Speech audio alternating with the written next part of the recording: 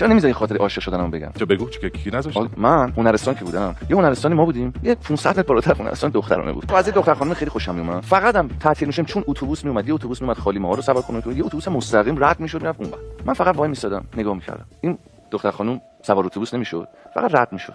من باور کن فقط یه لبخند میزنم، اونم یه لبخند میزنه میرم. مثلا بعضی وقت می‌خواستم شیرین بازی اهل تیک انداختن نبودم، ولی مثلا شیرین بازی می‌خواستم در بیارم، مثلا می‌گفتم بعد فرداش این چند روز این اتفاق افتاد، یه روز اومد رد شد، نگاش کردم تو خفه شو کثافت. هیچی هم نگفته بودی؟ نگفتم. اینو که گفت من اینجوری شدم رفت.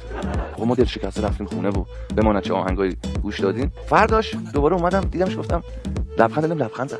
از این کنتراست رفتاری خیلی دیگه اذیت شده بودم. این چه جوریه و اینا فهمیدم اینا دو تا خواهر دوقلو هم با هم قهرن. یه روز اینو میدیدی یه روز اونو میدم، یه روز اینو میدم. بعد اون از من خیلی بدش میومد. اگر پخش می‌کنیم قشنگ یادم یه بار شجاعت پیدا کردم رفتم دم هنرستان، همون دم در اونا. ناظمشون اومد با مامورای کلانتری اومدن و خب من رو مورد هدایت قرار دادن. گذشت یه مدتی گذشت، اتوبوس اومد منتها این دفعه دیگه دوتا نبودن، یه اتوبوس خراب شده بود، نصف دخترونه بود نصف پسرونه. من که فهمیدم سری رفتم اون وسطی که هست که مقداری نزدیکم به ولاغ مدیری. اونا که سوار شدن یکی از این دخترها هست من گفت آقای ما رو اذیت میکنه. راننده هیچ حرکتی نکرد، سکوت مستقیم رفت تو حیاط کلانتری. من آوردم پایین و دوباره مورد هدایت قرار دادم.